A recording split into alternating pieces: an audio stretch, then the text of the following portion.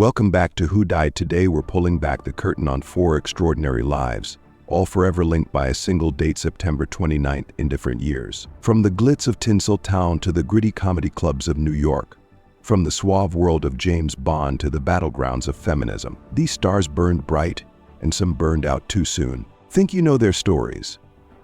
Think again. Tonight we uncover the triumphs, the tragedies, and the shocking truths that the tabloids never told you. This is Hollywood's hidden heart edges, and trust me, you won't believe what we've uncovered. Don't forget to like, subscribe, and hit the notification bell because you won't want to miss a single revelation.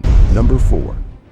Tony Curtis, the heartthrob with a heart of gold and hidden scars. On September 29, 2010, Hollywood lost one of its most complex and enduring stars. Tony Curtis, born Bernard Schwartz on September 28, 1925, left this world at 85, leaving behind a legacy as layered as the characters he portrayed. Curtis's journey from the rough streets of the Bronx to the glittering hills of Hollywood was the stuff of legend. But behind the charming smile and those piercing blue eyes lay a man battling demons that would haunt him throughout his life. I'm not ready to settle down like an elderly Jewish gentleman, sitting on a bench and leaning on a cane. I've got a hell of a lot of living to do. This restless spirit drove Curtis to great heights in his career, but also led him down darker paths. His struggle with cocaine addiction in the 1970s and 80s was widely publicized, a battle he fought in the unforgiving spotlight of Hollywood. Curtis's personal life was a roller coaster of highs and lows. Married 6 times, his most famous union was with actress Janet Leigh. Their daughter, Jamie Lee Curtis, would become a Hollywood icon in her own right. But this family dynamic was far from picture perfect. He was not a father, and he was not interested in being a father. It's painful, but it's the truth. The strained relationship between Tony and Jamie Lee became a subject of public fascination and private pain. For years, they remained estranged, a fact that haunted Curtis until his later years. In a poignant twist of fate, it was in his twilight years that Curtis sought redemption. He worked tirelessly to mend fences with his children, finding a measure of peace before his passing. Curtis's contribution to cinema is undeniable. His Oscar nomination for The Defiant Ones was groundbreaking, not just for his powerful performance, but for his insistence on equal billing with his African-American co-star, Sidney Poitier, in a time when such actions were unheard of. But it was perhaps Sweet Smell of Success that showcased Curtis's true range as an actor. Playing the smarmy press agent Sidney Falco, Curtis shed his pretty boy image and delivered a performance that has since become a cult favorite among film noir enthusiasts. A quote from film critic Roger Ebert: Tony Curtis gave the performance of his life as Sidney Falco, a hungry press agent who will do anything to get his clients' names in the papers. In his later years, Curtis found solace in painting, creating vibrant, Matisse-inspired works that spoke to his enduring creativity and zest for life. As we remember Tony Curtis, we're reminded of a golden age of Hollywood, but also of the very human struggles behind the glamour. A man who fought his battles, made his mistakes, sought redemption, and always entertained us. Number 3. Lois Maxwell, breaking molds beyond Moneypenny. From the glitz of Hollywood, we move to the world of international espionage, or at least its silver screen incarnation. Lois Maxwell, born on September 28, 1927, may not be a household name, but her character certainly is. For millions of James Bond fans worldwide, she will always be remembered as the original, irreplaceable Miss Moneypenny. But Lois was so much more than just Ms. Secretary. Born in Canada, she exhibited a spirit of adventure from an early age, running away from home at 15 to join the Canadian Women's Army Corps during World War II, lying about her age to enlist. I've had an absolutely marvelous life. I've been very lucky. I've done what I wanted to do. I've been everywhere I wanted to go. Maxwell's journey to Hollywood was as dramatic as any Bond plot. After winning a trip to New York, she found herself studying at the prestigious neighborhood playhouse. Rubbing shoulders with future stars like Gregory Peck, her talent didn't go unnoticed. She won a Golden Globe for Most Promising Newcomer for her role in That Hagen Girl alongside Ronald Reagan. But it was her role as Miss Moneypenny that would define her career. For 23 years and 14 Bond films, Maxwell brought charm, wit, and a touch of unrequited love to the 007 franchise. Her flirtatious banter with Bond became a hallmark of the series, adding a human touch to the world of international intrigue. However, Maxwell's relationship with the Bond franchise wasn't always smooth sailing. As she aged, she found herself grappling with Hollywood's notorious ageism and sexism. In a controversial move, the producers decided to replace her with a younger actress for GoldenEye in 1995. Lois Maxwell, reflecting on being replaced in the James Bond series, said, "I've been insulted. They wanted to bring in new people, but they haven't tried to find a part for me. I'm very sad." This public snub sparked discussions about the treatment of older actresses in Hollywood, with Maxwell becoming an unexpected icon for ageism awareness in the industry. Despite this bitter end to her Bond journey, Maxwell's contribution to the 007 legacy is immeasurable. She brought depth to a character that could have been one-dimensional, making Moneypenny an integral part of the Bond universe. Reflecting on his longtime co-star and friend Lois Maxwell, Roger Moore once said, "She was one of the warmest and kindest people I have ever known. She was a magnificent woman and a very dear friend." After leaving the Bond franchise, Maxwell reinvented herself yet again. She moved to Canada, where she became a successful businesswoman and a prolific columnist, proving that there was indeed life after Moneypenny. Lois Maxwell passed away on September 29, 2007, at the age of 80. While she may have felt typecast by her most famous role for millions of fans around the world, she will always be the one and only Miss Moneypenny, a woman who brought warmth, wit, and quiet strength to a male-dominated world of espionage fantasy. Number 2. Greg Giraldo, the roast master with a law degree and a heavy crown. From the sophisticated world of international espionage, we dive headfirst into the no-holds-barred arena of stand-up comedy. Greg Giraldo, born on September 28, 1965, was a man who could make you laugh until it hurt, and then make you think until it hurt even more. Geraldo wasn't your typical comedian. With a degree from Harvard Law School, he could have been arguing cases in front of the Supreme Court instead. He chose to argue with hecklers in smoky comedy clubs. It was a decision that would lead to both triumph and tragedy. A quote from Geraldo, "I went to Harvard Law School, which is like the best law school in the country. I mean, I'm not bragging. I'm just saying. It's not like I went to DeVry Institute of Bird Law or something."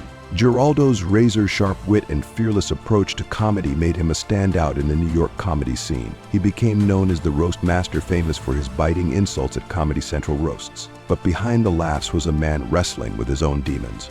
Despite his success on stage, Geraldo struggled with addiction throughout his adult life. He was open about his battles, often incorporating them into his act. This honesty endeared him to fans and fellow comedians alike, but it also hinted at the depth of his personal struggles. Geraldo's comedy often touched on his family life, his struggles with fatherhood, and the pressures of maintaining a career in comedy while battling addiction. His ability to find humor in these dark places resonated with audiences and fellow comedians. Jim Norton, a fellow comedian and close friend of Greg Giraldo, once reflected on Geraldo's brilliance by saying, "Greg was one of the most brilliant comics I've ever known. He was hysterically funny, but more importantly, he was a great guy. His demons were part of what made him so relatable and so damn funny." Tragically, Geraldo's struggles would lead to his untimely death. On September 29, 2010, just one day after his 45th birthday, Geraldo passed away from an accidental overdose of prescription medication. The comedy world was shaken to its core. Tributes poured in from all corners of the entertainment industry. Comedy Central aired a special tribute, "Give It Up for Greg Geraldo," featuring some of his best roast performances and stand-up acts. Geraldo left behind a wife, Marianne, and 3 young sons. His passing was a stark reminder of the often hidden struggles faced by those who make us laugh, sparking important conversations about mental health and addiction in the comedy community. While Geraldo may not have won major awards during his lifetime, his influence on the comedy world was profound. Numerous comedians, including Bill Burr, Jim Jeffries, and Anthony Jeselnik, have cited Geraldo as a major influence on their careers. Bill Burr, reflecting on Greg Giraldo's impact on the comedy world, once said, "Greg was the comedian's comedian. He was the guy we all wanted to be." Greg Giraldo may have left us too soon, but his legacy lives on in the countless comedians he inspired and the millions of laughs he generated. He showed us that comedy can be both hilarious and thought-provoking, that it's okay to laugh at our flaws and our struggles. Number 1.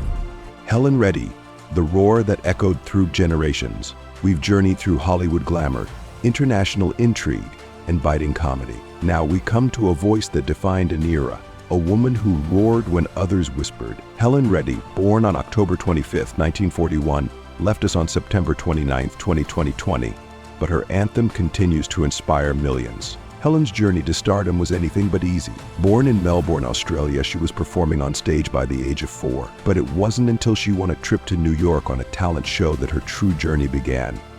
With just $200 to her name and a 3-year-old daughter in tow, Helen set out to conquer America. Helen Reed, reflecting on her determination to make it in the music industry, once said, "I couldn't go back to Australia with my tail between my legs. I had to succeed for my daughter," and succeed she did. Helen's breakthrough came with "I Don't Know How to Love Him" from Jesus Christ Superstar. But it was "I Am Woman" that would cement her place in music history and cultural zeitgeist. "I Am Woman" became more than just a song.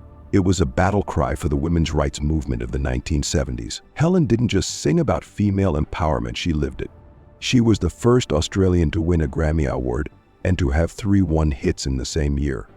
But Helen's outspoken nature and feminist views often put her at odds with the male-dominated music industry. She once famously thanked God in her Grammy acceptance speech, saying, "Because she makes everything possible." This moment, while celebrated by many, also sparked controversy. Some religious groups criticized her for referring to God as she, while others in the industry saw her as too political for a pop star. A critic at the time of Helen Reed's rise once remarked, "Reed's feminist anthems are polarizing the industry. Some see her as a visionary, others as a troublemaker." Helen's personal life was as tumultuous as her career. She was married 3 times, most notably to her manager Jeff Wald. Their relationship was marked by both professional success and personal turmoil, fueled by Wald's cocaine addiction. Helen Reed once opened up about her tumultuous marriage to Jeff Wald, saying, "It was like living with Jekyll and Hyde when he was straight. He was a brilliant manager, but when he was using, it was a nightmare."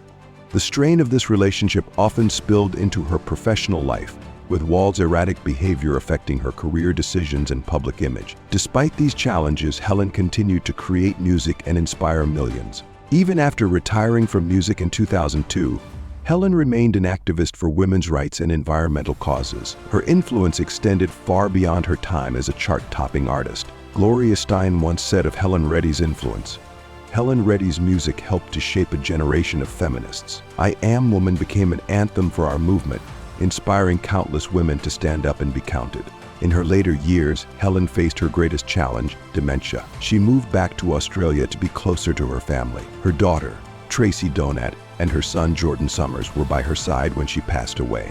Tracy Donat, Helen Reed's daughter, shared a heartfelt tribute after her mother's passing, saying, "She was a wonderful mother, grandmother, and a truly formidable woman. Our hearts are broken, but we take comfort in the knowledge that her voice will live on forever." Helen Reed's legacy continues to inspire new generations. "I Am Woman" has been embraced by subsequent waves of feminists, used in films, TV shows, and even political campaigns, proving the timeless nature of its message. As we remember Helen Reed, we're reminded of the power of music to change lives and shape movements. Her voice may have been silenced, but her roar echoes on, inspiring new generations to stand up and be heard. Tony Curtis, Lois Maxwell, Greg Giraldo, and Helen Reed, 4 stars born on September 28th, each leaving an indelible mark on our world. They made us laugh, they made us think, they made us feel. And though they're gone, their legacies live on in the lives they touched and the art they created. As we close this tribute, let's remember that behind every star, every famous name, there's a human story full of triumphs and struggles, joys and sorrows. These 4 remarkable individuals remind us that our heroes are human too, and that's what makes their achievements all the more inspiring.